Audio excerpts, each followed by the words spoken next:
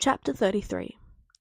Fred, George, Draco, Blaise, Pansy, Neville, Harry, and Luna were sitting together in the Great Hall, waiting for the arrival of Albus Dumbledore. They didn't have to wait long. When the old man walked in, he was covered in bits of lemon drops, and his robes were an awful shade of orange, like burn your eyes out of their sockets. "Albus, are you okay?" Minerva McGonagall asked, trying to hide a smirk with her napkin. "Someone broke into my office and played a prank on me. Never fear, my dear, all is well." Albus didn't see Professor Sinister's glare, or Snape's sneer, or even the Slytherin's hateful looks and the not-so-hidden smiles. Harry's own inner circle, minus the adults, were crying from trying not to laugh. Fred and George pulled Draco closer so they could laugh and pretended to tickle both Draco and Harry. Blaise, Neville, Luna, and Pansy joined in. They got glares from the headmaster, Professor Malfoy, Professor Snape, and suspicious dog with grey stripes down his back. "Mr. Potter, may I see you in my office?" Professor Malfoy said, and Harry hid a blush as he followed his mate to his office. "Did you do that?" Sirius loved the smile that graced Harry's face. "We might have had some fun, and it was in Papa's book. Dad and Father gave us permission. Also, Tom will love the memory." Harry shrugged before snuggling into one of Sirius's famous hugs. Tom was called on the mirror, and he laughed when Harry described in detail what Dumbledore's face looked like. "You did that, kitten?" Tom sounded proud, and Harry was given kisses from Sirius. "Strengthen the wards on your rooms. I'm coming over," Tom said, and Sirius put his mate on his office chair. Tom came through the flue and took Harry in his arms and kissed his mate senseless. "You did so well, kitten." Tom was holding Harry close and was upset when he had to go for class. "Isn't your animagus form a snake?" "Yes, a tiger snake." Tom was suspicious before he caught on. "Do you want me to go to class with you, Harry?"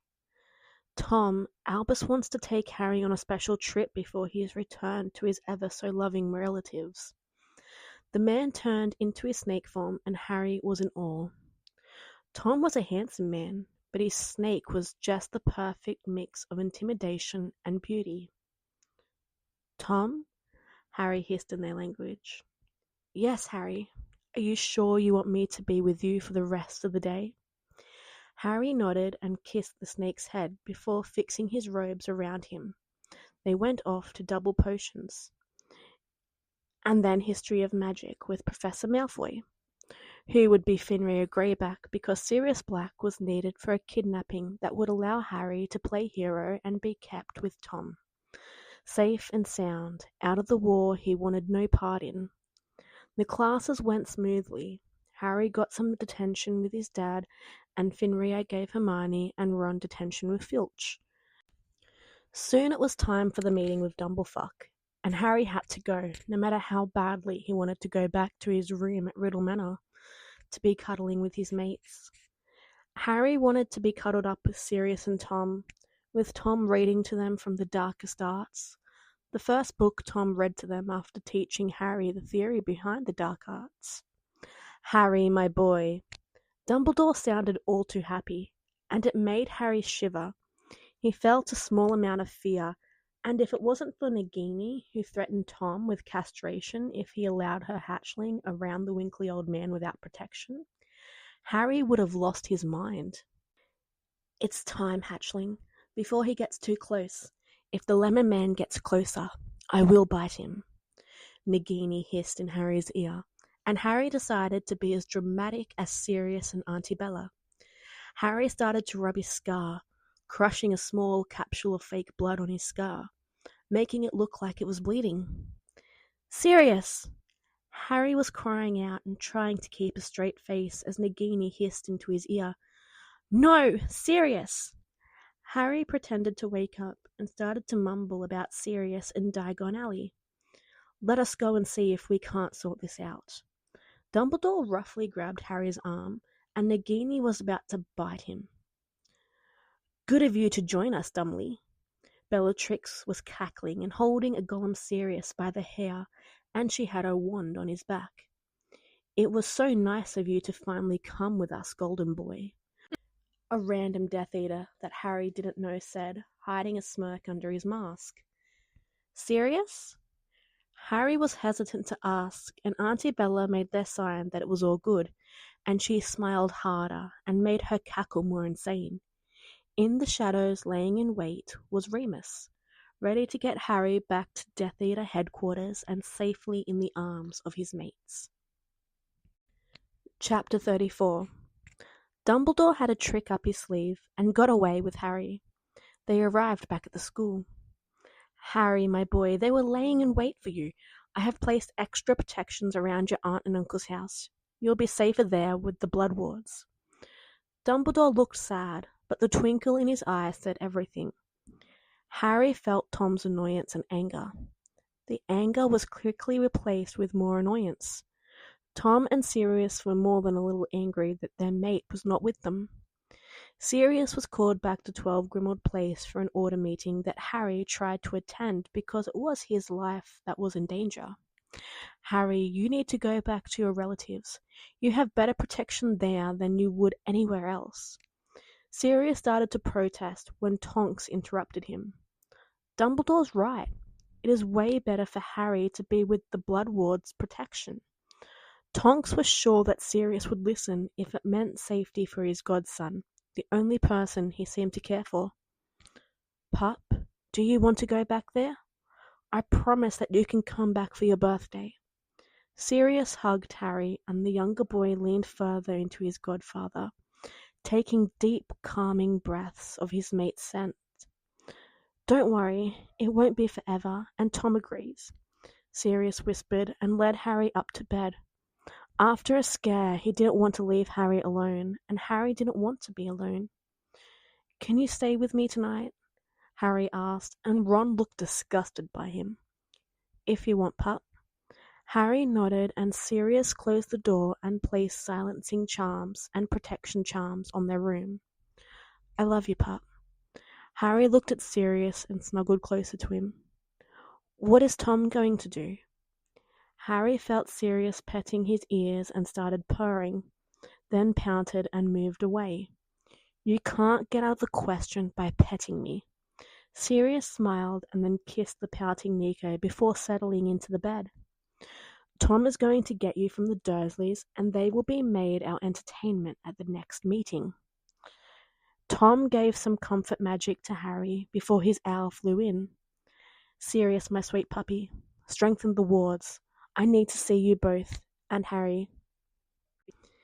Sirius jumped out of the bed and started to work immediately and told Harry that Tom was coming. Harry got into the PJs that Fred and George got him for Yule, a joke gift, and they laughed as they gave him 7 pairs of tight short shorts. "Those are new." Sirius was drooling, and Tom almost lost control when he saw Harry. No shirt and shorts that barely covered his ass, and made him look better than any food they had ever seen. "Tommy!" Harry ran to him, and the Dark Lord caught the little Nico in his arms. "I missed you. Dumblefuck wants me to go back to the Dursleys, and they will kill me if I go back and look like a cat boy." Harry got kisses and cuddles from his mates, and plenty of touches that made the horny teen hornier. "We will kidnap you from the Dursleys, and take them as well. I love you and Sirius more than my own life." Tom was given a big old kiss from Harry. "I love you too, Tommy." Harry was the only one who could call him Tommy, or any version of his awful Muggle's father's name. "I love you both, and both of you are the best thing that has ever happened to me." Tom started to drown his mates in kisses, and they settled down on the bed for the night. "Good night, puppy, kitten. Good night, Siri, Tommy. Good night, Snake, pup." In the morning they had to go to King's Cross Station to leave for the summer. "Get over here now, boy." Vernon was upset at having to keep Harry over another summer, but at least that man Dumbledore was letting him do more to the little slut. "Bye, Harry!" Draco yelled out, and Harry smiled and waved before he was shoved forward. "Where is your ruddy bird?" "Hedwig is with my friend Draco, the one who just said bye to me." Harry sounded meek and a little timid, and he needed his mates. The scent from their shirts and jacket weren't helping as much when faced with his worst enemy. "Get in the car. Petunia and Dudley are waiting for their dinner, and you need to cook it. Marge is coming tonight, so make a big dinner, and if you fail to provide this, you'll be punished beyond what you already have been." Harry started to panic. He had almost died the last time, and surely Dumbledore wouldn't let Harry die now. The Dark Lord was back, and Harry was the only one that could defeat him. "Yes, Uncle Vernon." The wail of a man smiled. It was a creepy smile that made Harry cringe in fear. "Good." When they arrived, the house was strangely quiet. No Dudley complaining about the lack of food at his school, no Petunia running out to greet them with a list of chores that Harry couldn't possibly complete, and no Marge talking about her awful dogs. The house seemed to be darker, colder, and there was magic there. Harry could feel it. He knew to whom the magic belonged, and he wasn't afraid. "Well, get in there. We don't have all day." Vernon was angry. He wanted the boy to mess up so spectacularly that he could do what he wanted. "Yes, Uncle Vernon." Harry went inside, and instead of going to the kitchen, he went to the magic which was in the living room. "Where do you think you're going, freak? Get back here!" Harry didn't listen. He went to the room and saw his dad and father there with Petunia, Marge, and Dudley, in magic chains under a heavy silencing spell. "What is going on here? Who the hell do you think you are?" Vernon was enraged. How dare these freaks come into his home and ruin it with their freakishness? "We are here to take you to our Lord for what you did to his mate." Severus went closer to the Dursleys and hit them with a strong stinging hex to watch them squirm. "Stop that! Stop that, you fucking freak!" Vernon was then hit with a silencing spell just as Tom arrived in all his snake-like glory. "You hurt my mate. I love hurting muggles. They are just so fragile." Dark Lord Voldemort took a pause during "so" and "fragile."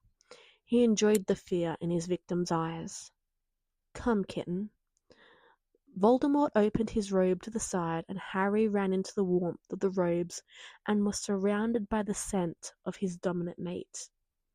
"You are wearing those shorts again tonight, and I can't promise that we'll be as restrained tonight."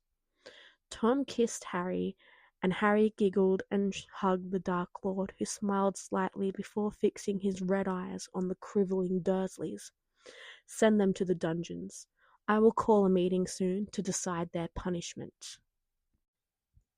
Lucius and Severus nodded, and forcibly sent the Dursleys to the dungeons of Riddle Manor. It was painful for even the best magic-born to handle it, but for a Muggle it would be excruciatingly painful. Tom took Harry to their room where Sirius was waiting for them. "I will go change." Harry ran into the bathroom and took a shower and changed into the shorts. "Took you a while, pup." Sirius kissed Harry and then picked him up, brought him to the bed. "Time for a nap. Then we'll have some fun." Tom and Sirius slept on either side of Harry and kissed each other good night before they fell into a peaceful sleep, with the sound of the rain outside lulling them into a deeper sleep.